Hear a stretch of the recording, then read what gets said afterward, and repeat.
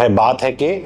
میں دو لوگوں کی تلاش میں پھرا، ایک وہ جس نے ظلم کیا اور ظلم کے بعد بچ گیا، اور ایک وہ جس نے صدقہ کیا اور غریب ہو گیا۔ تو اللہ تو آپ کو سیدھی۔ السلام علیکم، کیسے آپ سب؟ ٹھیک ہے، فٹ ہے؟ آج کل ایک کلپ کافی زیادہ ہمارا شیئر ہو رہا ہے، اور اس میں نے حضرت واصف علی واصف رحمۃ اللہ علیہ کا یہ بڑا پیارا فکرہ کہ سخی کبھی امیر نہیں ہو سکتا اور امیر کبھی سخی نہیں ہو سکتا، اس کے اوپر بہت سارے لوگ سمجھ گئے ہیں بات کو، اور بہت سارے لوگ کہہ رہے ہیں کہ اس کو ذرا ایلیبوریٹ کریں، اس کو ذرا ایکسپلین کریں کہ اس کا مطلب کیا تھا، کہ کیا مطلب کہ سخی کبھی امیر نہیں ہو سکتا۔ تو اس کو تھوڑا سا اسی کے اوپر اس کو واضح کریں گے۔ ایک مثال دیتا ہوں، ہمارے ایک جاننے والے ہیں، وہ بڑے ماشاءاللہ ریلیجیس آدمی ہیں، 5 وقت کی نماز اور باقی معاملات ماشاءاللہ اپنی زبان سے کہتے ہیں کہ پتہ نہیں میرے ساتھ کیا مسئلہ ہے کہ جب تک میرے اکاؤنٹ میں 4 کروڑ روپے ہو تو میں خوش رہتا ہوں، جیسے ہی یہ فگر 399 تک بھی آ جائے نا تو مجھے انگزائٹی اور ڈپریشن سٹارٹ ہو جاتی ہے۔ تو یہ جو غنی کا کانسیپٹ ہے نا، کہ سخی یا غنی وہ نہیں ہے جس کے پاس مال ہے، غنی وہ ہے جس کے پاس مال ہے پر مال کی محبت نہیں ہے۔ تو ہوتا یہ ہے کہ جب ہم پیسہ جوڑنا شروع کرتے ہیں تو اس کی محبت ہمارے دل میں اتنی بڑھ جاتی ہے کہ جب ہم اس کو خرچ کرنے کی کوشش کرتے ہیں تو ہمیں تکلیف ہونا شروع ہو جاتی ہے۔ تو جو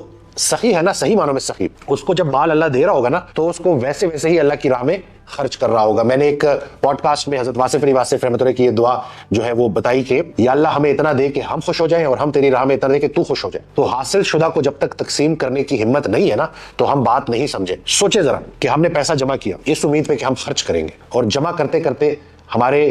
دل سے وہ طاقت ہی نکل گئی اس کو خرچ کرنے کی، اور پھر ہماری جانے کا ٹائم آ گیا اور ہماری موت واقع ہو گئی۔ اب وہ جو جتنا مال اکٹھا کیا ہوا تھا وہ تھا مال برائے استعمال، لیکن وہ مال برائے مال موجود رہا اور نتیجہ صفر، یعنی کہ اس کو ہم پراپر طریقے سے استعمال میں نہ لا سکے، جس کا نتیجہ کیا نکلے گا کہ اس کے متعلق بھی سوال ہوگا۔ قیامت والے دن اللہ پوچھے گا کہ تمہیں میں نے اتنا مال دیا تھا جس کو تم نے جمع کیا، جس سے تم کتنے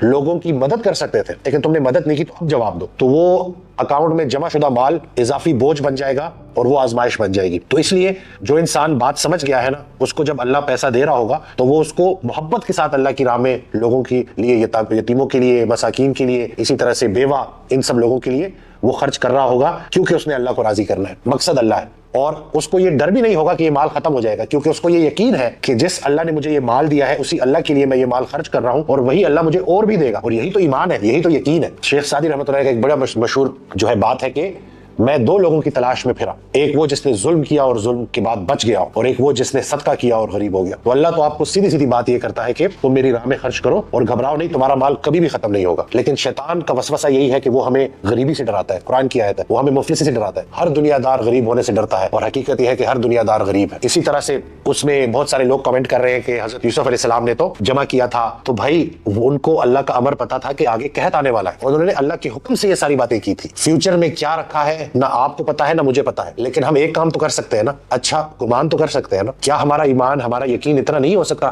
کہ ہم اللہ کے لیے، اللہ کی راہ میں خرچ کر رہے ہیں اور اللہ تعالیٰ اس مال میں برکت نہیں ڈالے گا؟ دل کو بھی سکون ہوگا، ضروریات زندگی بھی پوری ہوتی رہیں گی، اور اتنی سخاوت بھی نہ کرو کہ سخی ڈھونڈنا پڑے۔ یہ بات بھی سمجھنی ہے، کہیں ایسا نہ ہو کہ آپ کے پاس سب آیا ہے اور آپ نے سب کا سب اندھا دھند لٹا دیا۔ آپ نے بچوں کا بھی خیال رکھنا ہے، بیگم صاحبہ کا بھی خیال رکھنا ہے، ارد گرد کے رشتہ داروں کا بھی خیال رکھنا ہے، اور جو جہاں تک وہ بات جا سکتی ہے پراپر سوچ سمجھ کے۔ لیکن اگر آپ خرچ کر رہے ہیں اور آپ خرچ کرتے ہوئے تکلیف محسوس کر رہے ہیں تو اس کا مطلب ہے کہ کچھ گڑبڑ ہو گئی ہے۔ تو ان چیزوں کو سمجھنا ہے۔ اس میں فضول خرچی کا مطلب نہیں تھا، جو بھی دکھاوے کے لیے کر رہے ہو سب ناجائز ہے، جو بھی رہنے کے لیے کر رہے ہو اس مسافر خانے میں سب جائز ہے۔ ٹھیک ہو گیا؟ رہنے میں، گزارا کرنے میں، اپنی چھوٹی ضرورت پوری کرنے میں، اور دنیا کو دکھانے میں زمین آسمان کا فرق ہے۔ جو بھی دکھاوا ہے، گاڑی خریدی